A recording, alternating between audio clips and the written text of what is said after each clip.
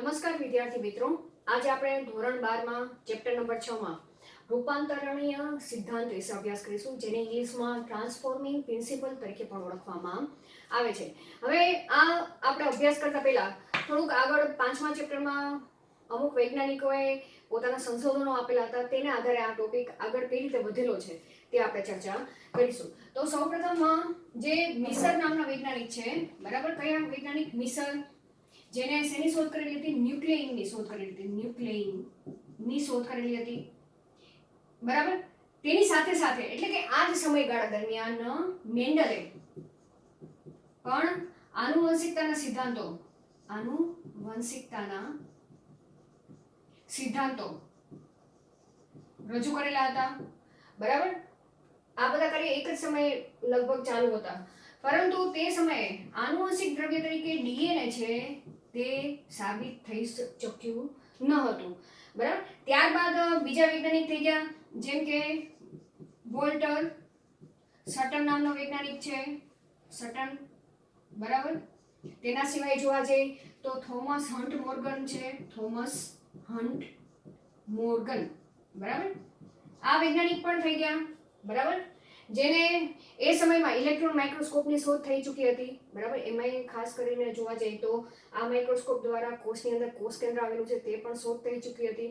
કોષ કેન્દ્રમાં કોષ વિભાજન દરમિયાન જે દ્રવ્ય આવેલું છે તે દ્રવ્ય સ્વયંજનનની પ્રક્રિયા કરે છે અને તે દ્રવ્યને રંગસૂત્ર નામ આપવામાં આવ્યું. તો તે સમયમાં કોષ કેન્દ્રની અંદર શું આવેલું હોય છે? રંગસૂત્ર આવેલું હોય છે. ત્યાં સુધી શોધ થઈ હતી, પણ રંગસૂત્ર દ્રવ્ય તરીકે ડીએનએ આવેલું છે કે આનુવંશિક દ્રવ્ય તરીકે ડીએનએ આવેલું છે તે શોધ થઈ તે હજી શોધ બાકી હતી, બરાબર. કે એ સમયમાં સાબિત થઈ ચૂક્યું ન હતું કે ડીએનએ એ જનીન દ્રવ્ય છે. હવે ત્યારબાદ આ લગભગ 1928 ની વાત કરી આપણે, બરાબર, કે આ વૈજ્ઞાનિકોએ અહીંયા સુધી શોધ પૂર્ણ કરી. હવે એના પછીનું કાર્યની વાત કરી છે. હવે આપણે કયા પોઈન્ટ ઉપર આગળ વધવાના છીએ તે પણ આપણે ચર્ચા કરી નાખી. કે હવે આપણે એ સ્ટેજ ઉપર છીએ કે ડીએનએ નું પેકેજિંગ આપણે ચર્ચા કરી ગયા, પરંતુ હવે આનુવંશિક દ્રવ્ય તરીકે ડીએનએ છે, પ્રોટીન છે કે આરએનએ છે, તે આના પછીની શોધ બાકી હતી, બરાબર. હવે ત્યારબાદ જુદા જુદા વૈજ્ઞાનિકોએ પોતાના મંતવ્ય આપ્યા, પોતાના જે પ્રયોગો કરેલા છે એ પ્રયોગોની માહિતીના આધારે સાબિત કર્યું કે જનીન દ્રવ્ય તરીકે ડીએનએ હોઈ શકે છે. તો હવે આપણે એ વૈજ્ઞાનિકોના સંશોધન વિશે આપણે ચર્ચા કરશું અને તે સંશોધન ને આધારે છેલ્લે નક્કી થાય છે કે આનુવંશિક દ્રવ્ય તરીકે ડીએનએ જ જોવા મળે છે. તો સૌથી પહેલા આપણે રૂપાંતરણ સિદ્ધાંત શું સમજાવવા માંગે છે, બરાબર. હવે આપણે ક્યાં સુધી પહોંચવાનું છે? પ્રયોગો દ્વારા આનુવંશિક દ્રવ્ય તરીકે ડીએનએ છે ત્યાં સુધી પહોંચવાનું છે, બરાબર. તો હવે 1928 ની વાત કરી, બરાબર. ત્યારે એક વૈજ્ઞાનિક થઈ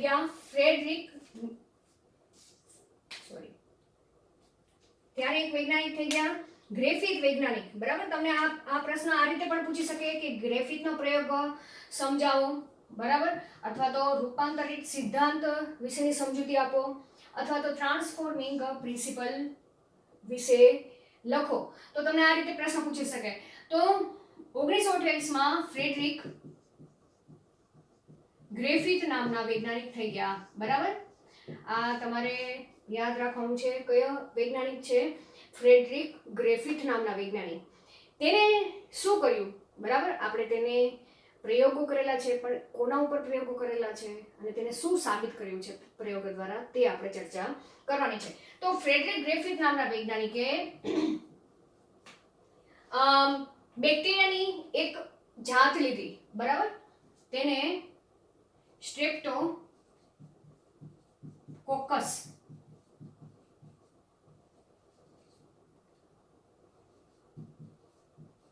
અથવા તો ન્યુમોકોકસ, બરાબર. કે આ વૈજ્ઞાનિક છે જે 1928 માં તેને સૌપ્રથમ આનુવંશિકતા તરીકે ડીએનએ હાજર છે તેના વિશેની થોડીક માહિતી તેને આપી. તો તેને પ્રયોગ માટે, બરાબર, સ્ટ્રેપ્ટોકોકસ ન્યુમોની, બરાબર, આ યાદ રાખવાનું. બેક્ટેરિયા નથી લીધા પ્રયોગ માટે. હવે આ બેક્ટેરિયાની 2 જાત જોવા મળી, બરાબર, અને તે બંને જાત તેને પ્રયોગ માટે ઉપયોગમાં લીધી. કઈ કઈ જાત લીધી? એક તો સ્ટ્રેપ્ટોકોકસની એ સ્ટ્રેન, તમે સ્ટ્રેન પણ લખી શકો અથવા તો જાત પણ લખી શકો, બરાબર, તમે કોઈ પણ શબ્દ વાપરી શકો. એ સ્ટ્રેન એટલે શું કે સ્મૂધ, ઇંગ્લિશમાં લખવા જઈએ તો સ્મૂધ સ્ટ્રેન, બરાબર, એટલે સ્મૂધ એટલે કે લીસી સપાટી વાળા, બરાબર. હવે આ જે બેક્ટેરિયા સ્ટ્રેપ્ટોકોકસ ન્યુમોની બેક્ટેરિયાની આ જાત છે, બરાબર, યાદ રાખજો, આ બીજી જાત છે, બરાબર. એવી જ રીતના આ પેલી જાત છે ને બીજી જાત આર સ્ટ્રેન લીધી, કાં તો ઇંગ્લિશમાં તમે જાત લખી શકો, ગુજરાતીમાં તેને રફ, ROUGH, રફ સ્ટ્રેન નામ આપવામાં આવ્યું છે. હવે શેને આધારે સ્મૂધ જાત એસ નામ આપેલું છે, શેને આધારે આર નામ આપેલું છે તે આપણે ચર્ચા કરી જઈએ કે સ્ટ્રેપ્ટોકોકસ ન્યુમોની બેક્ટેરિયા છે તેની અમુક જાતમાં કેપ્સ્યુલ જેવી રચના આવેલી હોય છે તેની ફરતે, બરાબર, અને અમુક જાતમાં કેપ્સ્યુલ જેવી રચના તેની ફરતે આવેલી હોતી નથી. તો તેને આધારે જે જાતમાં કેપ્સ્યુલ જેવી રચના આવેલી છે, બરાબર, તેને સપાટી કેવી જોવા મળે છે? લીસી જોવા મળે છે તેની ઉપરની સપાટી. તેથી તે જાતનું નામ એસ સ્ટ્રેન નામ આપવામાં આવેલું છે. હવે એને અહીંયા લખવું હોય તો એ જે કેપ્સ્યુલ છે એ પેપ્ટિડોગ્લાયકેનની બનેલી જોવા મળે છે. આ એક શબ્દ યાદ રાખજો એમસીક્યુ માટે, બરાબર. અહીંયા લખી નાખું, હું બેને તફાવત તરીકે તમને દર્શાવું છું કે જે એ સ્ટ્રેન છે તેની સપાટી પર કેપ્સ્યુલ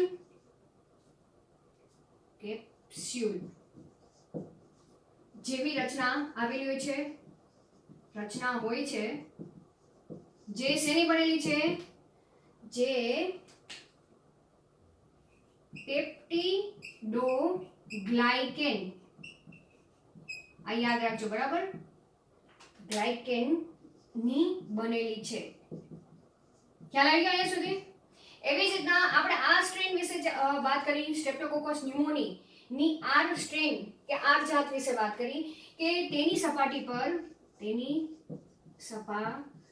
પર કેપ્સ્યુલ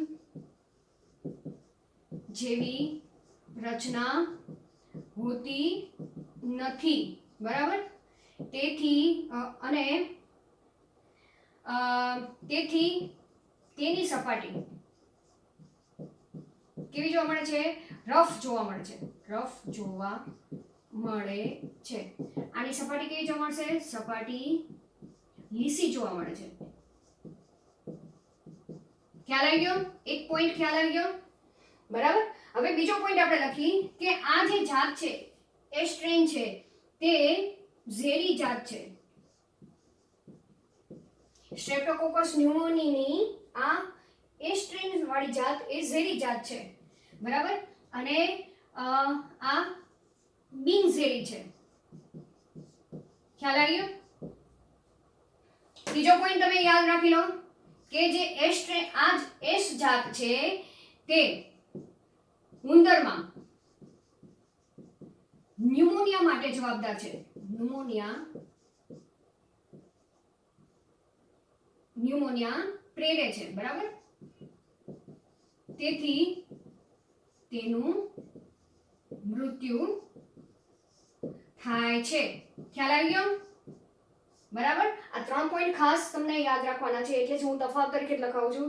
પછી પાછળ જે પ્રેક્ટિકલ આપણે સીધું તબક્કાવાર તમને સમજાઈ જ જશે. ચલો, એના સિવાય આનો સેમ ટુ સેમ આનો પોઈન્ટ આ સ્ટ્રેન વિશે આપણે લખવા જઈએ તો તે જો ઉંદરમાં દાખલ કરવામાં આવે, બરાબર, આ સ્ટ્રેન, તો તે ઉંદરમાં ન્યુમોનિયા માટે જવાબદાર નથી. ખ્યાલ આવી ગયો? એટલે તેનાથી ઉંદરની અંદર ન્યુમોનિયા થતો નથી. કદાચ જો આ સ્ટ્રેન ઉંદરની અંદર દાખલ થાય તો ઉંદરને ન્યુમોનિયા થતો નથી, કારણ કે સ્ટ્રેપ્ટોકોકસ ન્યુમોની એ શેના માટે જવાબદાર છે? ન્યુમોનિયા માટે જવાબદાર છે, બરાબર? ન્યુમોનિયા રોગ માટે જવાબદાર છે. ખ્યાલ આવી ગયો? અને તેથી ઉંદર કેવો રહે છે? ઉંદર જીવિત રહે છે.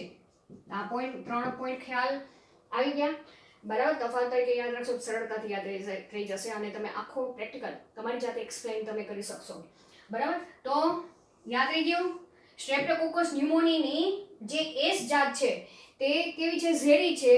અને જે આર જાત છે એ બિનઝેરી છે. શા માટે ઝેરી છે, શા માટે બિનઝેરી છે, મેં તમને આખા તફાવતમાં ચર્ચા કરી દીધી. હવે આપણે આ ગ્રેફિકે જે પ્રયોગ આપેલો છે તે પ્રયોગ આપણે લખી, બરાબર? ચલો હવે ફ્રેડરિક ગ્રેફિકે શ્રેણીબદ્ધ પ્રયોગો કર્યા. કોના ઉપર? સ્ટ્રેપ્ટોકોકસ ન્યુમોની બેક્ટેરિયા જે ન્યુમોનિયા માટે જવાબદાર છે તેના ઉપર પ્રયોગ કર્યા, અને તેના માટે તેને એસ જાત લીધી અને આર જાત લીધી. એસ જાત કેવી છે? ઝેરી છે. આર જાત ઉંદર માટે બિનઝેરી છે. હવે તેને પ્રયોગમાં સેમ તબક્કાવાર જ પ્રયોગ કર્યો. પહેલા પ્રયોગમાં તેને શું કર્યું? અહીંયા હું પ્રયોગો લખું છું, બરાબર? જે શ્રેણીબદ્ધ પ્રયોગ કરેલા છે તે શ્રેણીબદ્ધ જ આપણે લખશું. પહેલા પ્રયોગમાં તેને સ્ટ્રેપ્ટોકોકસ ન્યુમોનીની એસ જાત લીધી, બરાબર? અથવા તો તમે સ્ટ્રેન પણ લખી શકો, એ સ્ટ્રેન, બરાબર? ગુજરાતીમાં તમને સ્ટ્રેન લખેલું છે તો તમે સ્ટ્રેન લખી શકો, જાત લખ્યું તો તમે જાત લખી શકો, બરાબર? આ કેવી છે? ઝેરી છે, ઝેરી જાત છે, બરાબર? કાઉન્સમાં હું લખ્યું જ છું. તેને શું કર્યું? ઉંદરમાં અંતઃક્ષેપણ કર્યું, અંતઃક્ષેપણ કર્યું, બરાબર? જેમ કે તમારી ચોપડીમાં અંતઃક્ષેપણ શબ્દ વાપરેલું છે, બરાબર? અથવા તો તમે લખી શકો ઉંદરમાં નાખ્યો, તમે ઇન્જેક્ટ કર્યો, બરાબર? તમે કોઈ પણ શબ્દ વાપરી શકો. તો શું થાય છે કે આ એસ સ્ટ્રેન ઝેરી જાત છે બેક્ટેરિયાની, તે ઉંદરની અંદર વૃદ્ધિ વિકાસની પ્રક્રિયા કરે છે, જેને કારણે ઉંદર થોડાક સમય બાદ મૃત્યુ પામે છે, બરાબર? તો ઉંદર મૃત્યુ પામ્યો, બરાબર? કે જે ન્યુમોનિયા પ્રેરિત છે આ જાત. હવે પછી ત્યારબાદ તેને બીજો પ્રયોગ કર્યો. બીજા પ્રયોગમાં તેને આર સ્ટ્રેન લીધી, બરાબર? સ્ટ્રેપ્ટોકોકસ ન્યુમોનીની આર સ્ટ્રેન લીધી, જે કેવી છે? બિનઝેરી છે ઉંદર માટે, બિનઝેરી. તેને પણ શું કર્યું? ઉંદરમાં અંતઃક્ષેપણ કર્યું. ખ્યાલ આવી ગયો? આ બીજો પ્રયોગ. તો શું થાય છે? ઉંદર જીવે છે, બરાબર? કે મૃત્યુ નથી પામતો, જીવી જાય છે. કારણ કે આ સ્ટ્રેન આપણે તફાવતમાં આગળ ચર્ચા કરી ગયા કે જે ન્યુમોનિયા માટે જવાબદાર નથી, કે જે કદાચ ઉંદરની અંદર દાખલ થાય તો ઉંદર જીવે છે, મૃત્યુ પામતો નથી, કારણ કે તેની અંદર ન્યુમોનિયા થતો નથી આ સ્ટ્રેપ્ટોકોકસથી. હવે ત્રીજો પ્રયોગ તેને શું કર્યું કે જે એસ જાત છે કે એ સ્ટ્રેન છે તે બેક્ટેરિયાને ગરમ કર્યા, બરાબર? હવે તમને ખબર છે કે ગરમ કરવાથી કોઈ પણ બેક્ટેરિયા એ નાશ પામે છે, એટલે કે મૃત્યુ પામે છે. તો અહીંયા ત્રીજો પ્રયોગ આપણે લખી શકીએ કે એ સ્ટ્રેન કેવા છે? ગરમીથી મૃત પામેલા, બરાબર? તમે આ રીતે લખી શકો કે આ ત્રીજા પ્રયોગમાં તેને શું લીધું કે જે એ સ્ટ્રેન બેક્ટેરિયાને ગરમ કર્યા, બરાબર? ગરમીથી નહીં પણ ગરમ કરવાથી તમારે લખવું હોય તો એ રીતે પણ લખી શકો, અથવા તો ગરમ ટેસ્ટ ટ્યુબમાં લઈને તેને ગરમ કરવાથી, બરાબર? કોઈ પણ શબ્દ વાપરી શકો. તો ગરમ કરવાથી મૃત પામેલા બેક્ટેરિયા છે, બરાબર? હવે તેને ઉંદરમાં અંતઃક્ષેપણ કર્યું તો આ ઉંદર એ શું થાય છે? જીવી જાય છે, બરાબર? કે આ ઉંદર જીવે છે. અહીંયા આ બેમાં તમે તફાવત જોશો તો એસ જાત જે બેક્ટેરિયા હતા, બરાબર, એનાથી ઉંદરમાં નાખી છે તો ઉંદર મરી જાય છે, પણ આ જ બેક્ટેરિયાને ગરમ કર્યા, બરાબર, અને પછી એ ગરમ કરેલા બેક્ટેરિયા છે તેને ઉંદરની અંદર નાખ્યા તો ઉંદર જીવી જાય છે. હવે તેના પછીનો આ ચોથો પ્રયોગ ગ્રેફિથે કર્યો કે તેને આ જ ગરમ કરેલા એ સ્ટ્રેન લીધી. સ્ટ્રેન કેવી લીધી? ગરમ કરેલા આ જ લીધા, બરાબર. અને તેની સાથે જે આર સ્ટ્રેન છે એ આર સ્ટ્રેનને ભેગા કર્યા બેક્ટેરિયાને. જે કેવા છે? આ એ સ્ટ્રેન કેવા છે? આ કેવા છે? જીવંત છે, બરાબર, યાદ રાખજો. આ ગરમ કરેલા પણ કેવા છે? મૃત બેક્ટેરિયા છે. તો આ બેનો તફાવત ખાસ યાદ રાખજો, બરાબર. અહીંયા મૃત શબ્દ વાપરેલો છે. તો શું થાય છે? આ જે બેક્ટેરિયા છે ઉંદરમાં નાખીશ તો ઉંદર જીવી જાય છે, બરાબર. જે ગરમ કરેલા એ સ્ટ્રેન છે તેને ઉંદરમાં નાખી છે તો ઉંદર જીવી જાય છે. તો હવે જ્યારે આ બે બેક્ટેરિયાને એટલે કે આ બંને જાત બેક્ટેરિયાની ભેગી કરીને પછી ઉંદરની અંદર ઇન્જેક્શન દ્વારા નાખવામાં આવે, બરાબર, તો ઉંદર જીવી જ જવો જોઈએ. પણ અહીંયા એ પ્રયોગનું પરિણામ વિરુદ્ધ આવે છે. શું આવે છે? આપણે જોઈ કે ઉંદરમાં અંતઃક્ષેપણ કરવામાં આવે કે ઇન્જેક્શન દ્વારા, બરાબર, અંતઃક્ષેપણ કરવામાં આવે તો ઉંદર મૃત પામે છે. ખ્યાલ આવી ગયો? શું થાય છે? અહીંયા મૃત પામે છે, બરાબર. તો આ પ્રયોગો ઉપરથી એટલે કે ખાસ કરીને જોવા જઈએ તો જે ચોથા નંબરનો પ્રયોગ છે એ ચોથા નંબરના પ્રયોગ ઉપરથી ગ્રેફિથ નામના વૈજ્ઞાનિકે સાબિત કર્યું કે જ્યારે જે ગરમીથી મૃત પામેલ એ સ્ટ્રેન, બરાબર, એકચ્યુઅલમાં તેનાથી ઉંદર જીવી જતા હોય. ચલો આપણે ઉપર જ લખી નાખીએ. ચલો આટલા 4 પ્રયોગ તમને યાદ રહી જવા જોઈએ, બરાબર. હવે ગ્રેફિથે જે આના ઉપરથી તારણ કાઢેલું છે તે આપણે લખીએ કે પ્રયોગ દરમિયાન જે આર સ્ટ્રેન છે તે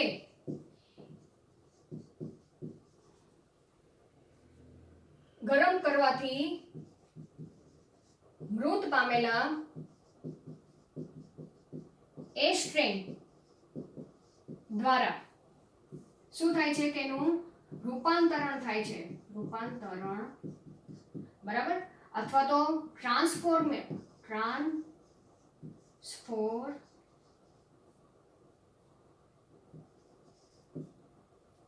થાય છે, બરાબર.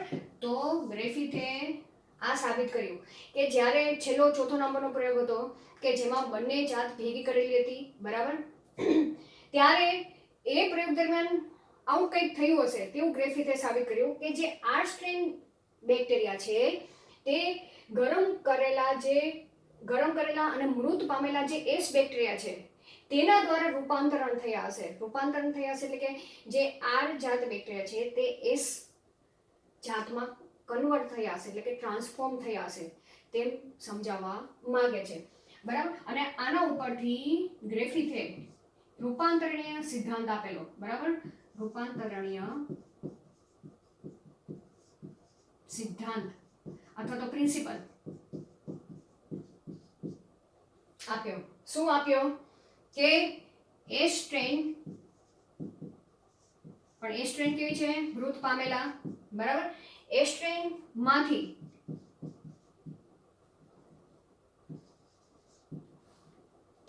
રૂપાંતરણ દ્રવ્ય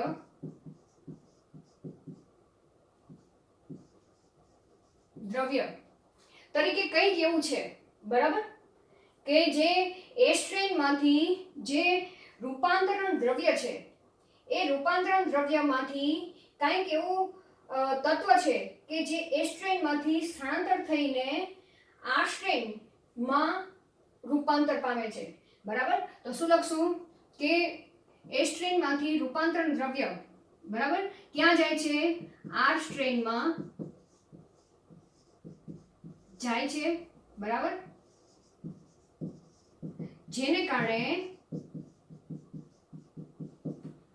હવે કાંઈક એવું ગયું છે, બરાબર. શું ગયું છે એ ખબર નથી. પણ કંઈક એવું ગયું છે કે એ સ્ટ્રેનમાંથી જે રૂપાંતરણ દ્રવ્ય છે એ આ સ્ટ્રેનમાં જાય છે, જેને કારણે હવે આ સ્ટ્રેન છે તેની ઉપર કોઈ પેપ્ટિડોગ્લાયકેનની દિવાલ નથી, બરાબર, કેપ્સ્યુલ નથી, પણ અહીંયાથી કંઈ એવું ગયું છે એસ્ટમાંથી આરમાં, અને જેને કારણે આ સ્ટ્રેન છે તેની ઉપર પેપ્ટિડોગ્લાયકેનનું લેયર તૈયાર થાય છે અને આ સ્ટ્રેન એ સ્ટ્રેનની અંદર રૂપાંતર પામે છે, બરાબર, જાય છે, જેને કારણે આ સ્ટ્રેન ઉપર પેપ્ટિડોગ્લાયકેનનું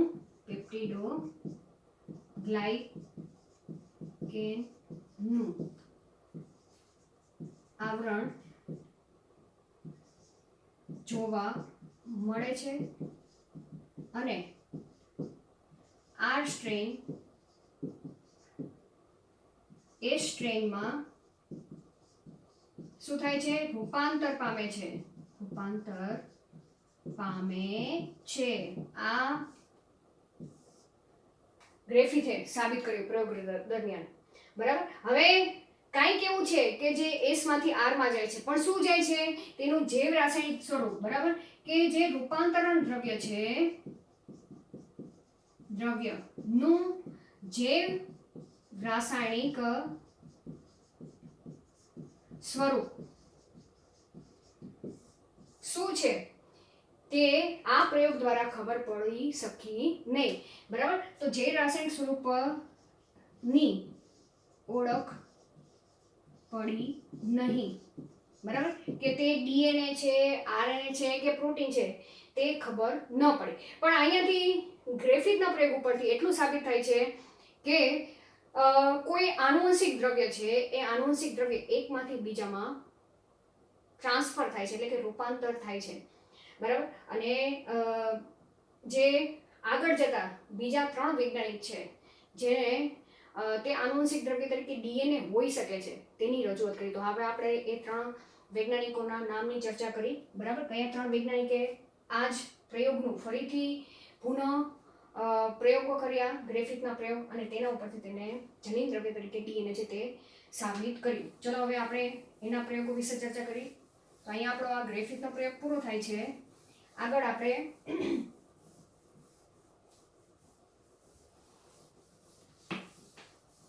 આપણે એ તેનું હવે આપણે જે ગ્રિફિથે પ્રયોગો આપેલા હતા, પણ એ પ્રયોગો આધારે તે ગ્રિફિથ નક્કી કરી શક્યો નહીં કે જે આનુવંશિક દ્રવ્ય તરીકે શું છે, કે ડીએનએ છે, આરએનએ છે કે પ્રોટીન છે, કે જે એ સ્ટ્રેનમાંથી આર સ્ટ્રેનમાં જાય છે અને જેને કારણે આર સ્ટ્રેન એ બિનઝેરીમાંથી ઝેરી થઈ જાય છે, એટલે કે આરમાંથી તે એસમાં રૂપાંતર થઈ જાય છે અને જેને કારણે જે ઉંદર છે તે ઉંદર મૃત પામે છે, બરાબર. તો એ જે આ જે પ્રયોગ છે તેને ગ્રિફિથે રૂપાંતરણીય સિદ્ધાંત તરીકે તેને નામ આપવામાં આવ્યું. તો ત્યારબાદ 3 વૈજ્ઞાનિક થઈ ગયા. 1933 થી 1944ની સાલ દરમિયાન આ 3 વૈજ્ઞાનિકે ગ્રિફિથના પ્રયોગો ઉપર જ તે પ્રયોગ કર્યા, શ્રેણીબદ્ધ પ્રયોગ કર્યા. એટલે ગ્રિફિથે જે પ્રયોગ કર્યા છે સેમ એ જ પ્રયોગ આ વૈજ્ઞાનિકોએ પણ કર્યા, અને તે પ્રયોગમાં થોડાક સુધાર વધારા કરીને, એટલે કે તે પ્રયોગમાં ગ્રિફિથે જે પ્રયોગ કરેલા છે સેમ એ જ તે, પણ તેના સિવાય અમુક ઉત્સેચકો તે પ્રયોગમાં એડ કર્યા અને તેને આધારે તેને આનુવંશિક દ્રવ્ય તરીકે ડીએનએ છે તે સાબિત કર્યું, બરાબર. તો આપણે હવે આગળ ચર્ચા કરી કે રૂપાંતરણીય સિદ્ધાંતનું જૈવ રાસાયણિક લાક્ષણિકતા શું છે, બરાબર. તે સાબિત કરવા માટે આ વૈજ્ઞાનિકનું નામ છે ઓસ્વાલ્ડ એવરી, કોલિન મેકલિયોડ અને મેકલિન મેકકાર્ટી. વૈજ્ઞાનિકના નામ તમારે યાદ રાખવા પડશે, બરાબર, કે જેને રૂપાંતરણીય સિદ્ધાંતનું જૈવ રાસાયણિક લાક્ષણિકતા વિશેની સમજૂતી આપી. કઈ સાલ દરમિયાન? 1933 થી 1944ની સાલ દરમિયાન, બરાબર. તો હવે આપણે ચર્ચા કરી તેને ગ્રિફિથના રૂપાંતરણીય સિદ્ધાંત પર કાર્ય કર્યું, બરાબર. સિદ્ધાંત પર કાર્ય કર્યું, બરાબર, આ વૈજ્ઞાનિકોએ. અને રૂપાંતરિત થતું દ્રવ્ય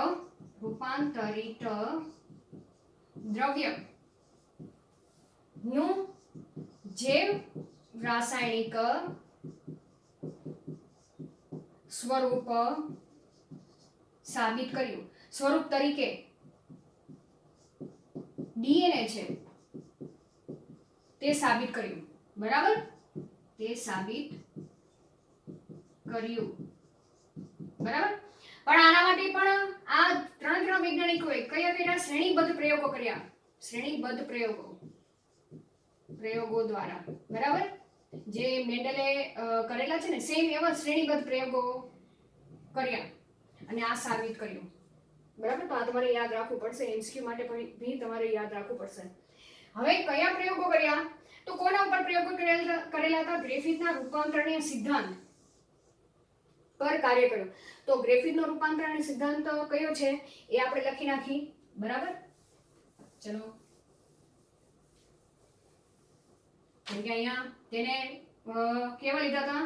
મૃત એસ્ટ્રેન લીધી હતી, બરાબર. આ કેવા હતા? ગરમીથી મૃત પામેલા એસ્ટ્રેન હતી, તેની સાથે આર સ્ટ્રેન હતી લીધી હતી, બરાબર. આ સ્ટ્રેન કેવી હતી? જીવંત હતી. આગળના ગ્રિફિથનો છેલ્લો પ્રયોગ, બરાબર, જેને સેવા નાખવામાં આવ્યો? ઉંદરમાં અંતઃક્ષેપણ કરવામાં આવ્યું, અંતઃક્ષેપણ. તો ઉંદર મૃત પામે છે, બરાબર. હકીકતમાં જીવી જવો જોઈએ પણ શું થાય છે? ઉંદર મૃત પામે છે, બરાબર. આ શું છે? ગ્રિફિથનો રૂપાંતરણીય સિદ્ધાંત છે, બરાબર. હવે આ વૈજ્ઞાનિકોએ શું કર્યા કે તેને રૂપાંતરણીય સેમ આ જ પ્રયોગ કર્યા, પણ તેની અંદર જુદા જુદા ઉત્સેચકોનો ઉપયોગ કર્યો અને જુદા જુદા શ્રેણીબદ્ધ પ્રયોગો કર્યા, બરાબર. કયા કયા ઉત્સેચકો? ચલો એ પ્રયોગ આપણે અહીંયા કરી. પ્રયોગ નંબર 1, બરાબર. પ્રયોગ 1, બરાબર. તેને પ્રયોગમાં સેમ આ જ પ્રયોગ કર્યા, બરાબર. શું લીધું તેને પ્રયોગમાં? મૃત એસ્ટ્રેન લીધી, પછી આર સ્ટ્રેન લીધી અને પ્લસ, અહીંયા પ્લસ કરું છું, પ્લસ પ્રોટીએસ ઉત્સેચક, બરાબર, આમાં એડ કર્યા. હું અહીંયા પ્લસ નિશાની કરું છું. આ પ્રયોગ નંબર 1 છે, બરાબર.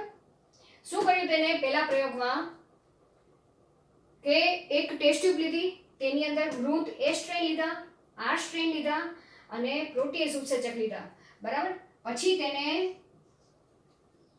ઉંદરમાં શું નાખ્યું? અહીંયા હું લખી નાખું. ઉંદરમાં અંતઃક્ષેપણ કર્યું, બરાબર. તો શું થાય છે કે જો આપણે રૂપાંતરણ સિદ્ધાંત શું હતો કે એસ્ટ્રેનમાંથી આર સ્ટ્રેનમાં કંઈક એવું દ્રવ્ય જાય છે, બરાબર, કે જે રૂપાંતરણની પ્રક્રિયા માટે જવાબદાર છે. તો અહીં જો તે પ્રોટીન હશે તો પ્રોટીન એ આ પ્રોટીએઝ ઉત્સેચક દ્વારા તેનું પાચન થશે. પાચન થાય તો રૂપાંતરણ નહીં થાય. પણ અહીં જે દ્રવ્ય આમાંથી આમાં જાય છે એ દ્રવ્યનું પાચન થતું નથી. આ ઉત્સેચક નાખી છે તો પણ પાચન નથી થતું. એનો મતલબ શું કે જે દ્રવ્ય આમાંથી આમાં જાય છે તે પ્રોટીન નથી. તો અહીંયા પ્રોટીએસ ઉત્સેચક શું છે એ પણ હું તમને કાઉન્સમાં લખી નાખું. આ શું છે? પ્રોટીન નું પાચન કરતા ઉત્સેચક, બરાબર. પ્રયોગ નંબર 1.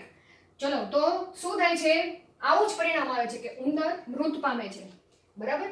આપણે તો રૂપાંતરણ સિદ્ધાંતમાં ઉંદર મૃત પામે છે, સેમ એવું જ પરિણામ અહીંયા જોવા મળ્યું. શું થાય છે? ઉંદર મૃત પામ્યું. તો આના ઉપરથી એટલું તો સાબિત થયું કે રૂપાંતરિત દ્રવ્ય એ પ્રોટીન નથી. પ્રોટીન હોય તો આનાથી તે તૂટી જાય તો ઉંદર મૃત ન પામે, પણ અહીં તો મૃત પામી જાય છે. તો અહીંયા આના ઉપરથી લખી શકી કે રૂપાંતરણ દ્રવ્ય પ્રોટીન નથી. બરાબર, આ પહેલો પ્રયોગ. ખ્યાલ આવી ગયો? હવે બીજો પ્રયોગ હું અહીંયા લખી નાખું, પ્રયોગ 2. બરાબર, આ તો મેઇન જ છે, આ બે તો લેવાના જ છે બધા પ્રયોગમાં, એટલે હું અહીંયા સ્ક્વેર કરી નાખું છું. બરાબર, પ્રયોગ નંબર 2 માં શું એડિશન કરે છે? પ્લસ કરું છું. બરાબર, આરએનએસ ઉત્સેચક નાખવામાં આવે છે. શું નાખવામાં આવે છે? આરએનએસ AAC. હવે જો આરએનએસ ઉત્સેચક લખવું હોય તો તમારે પાછળ AAC સ્મોલ લેટરમાં લખવાનું. આનું કામ શું છે? આરએનએ નું પાચન કરવાનું, પાચન કરતા ઉત્સેચક. બરાબર, અહીંયા જ પ્લસ કરું છું એટલે તમને કે આ કઈ જુદી વાત નથી. બરાબર, પ્લસ આ 2 વત્તા આરએનએસ પ્રયોગમાં આ 3 ભાગ એડ કર્યા તો પણ શું થાય છે? તેને ઉંદરમાં અંતઃક્ષેપણ કર્યું તો પણ શું થાય છે? ઉંદર મૃત પામે છે. ઉંદર મૃત પામે છે.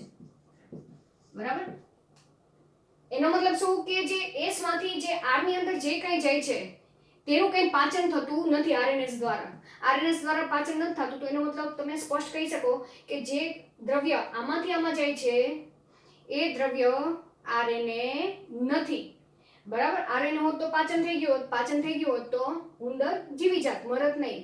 બરાબર, તો અહીંયા આના ઉપરથી પણ આ વૈજ્ઞાનિકોએ શું નક્કી કર્યું કે રૂપાંતરણ દ્રવ્ય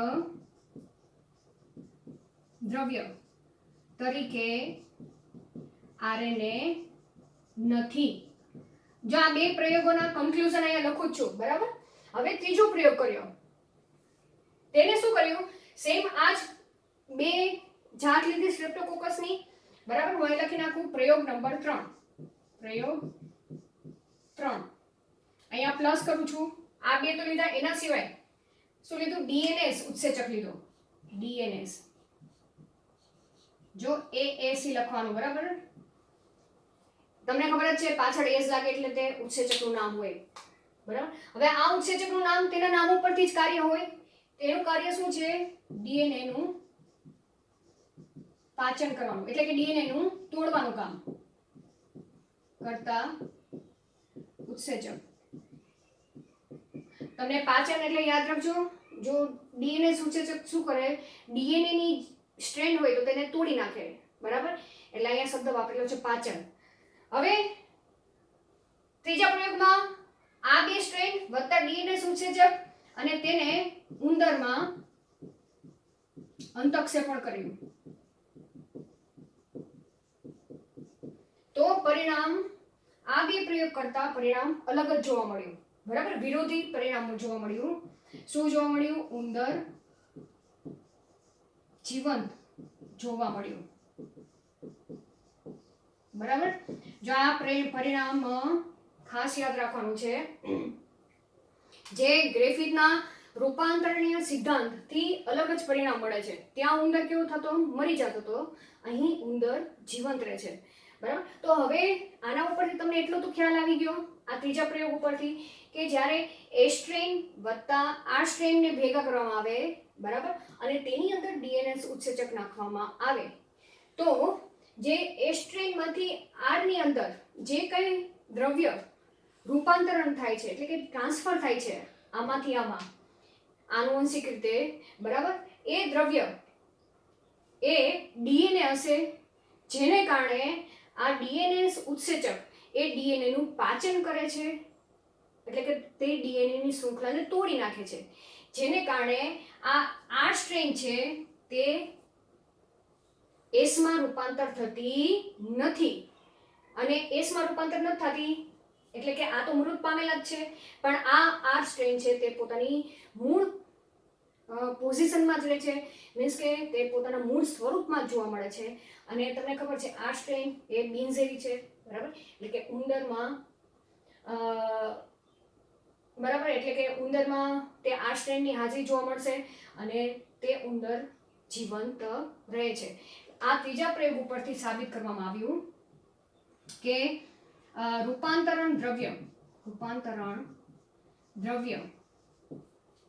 તરીકે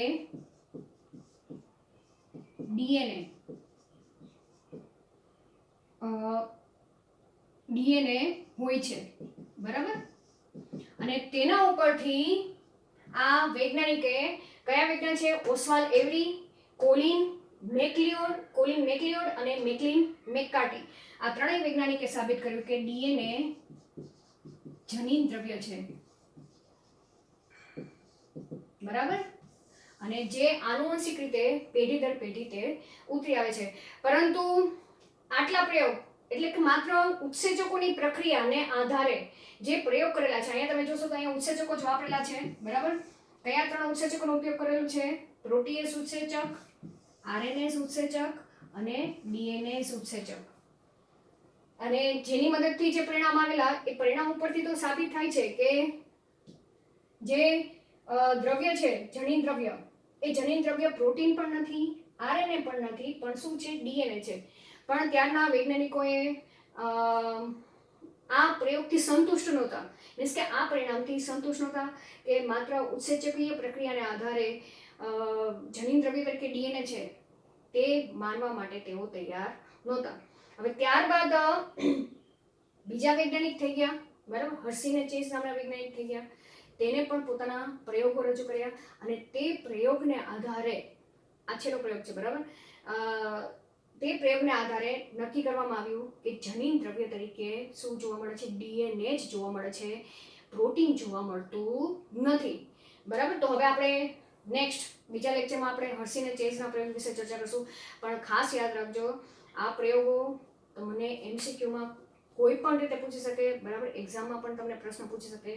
મેં તમને ગ્રિફિથનો પ્રયોગ અને આ ત્રણેય વૈજ્ઞાનિકનો, મીન્સ કે રૂપાંતરણ સિદ્ધાંતના જીવ રાસાયણિક લાક્ષણિકતાનો જે પ્રયોગ છે, મેં તમને સ્ટેપ વાઇઝ જ સમજાવી દીધું. તમારે આ જ રીતે તૈયાર કરવાનો, સરળતાથી તમે લખી શકો છો. Okay, thank you.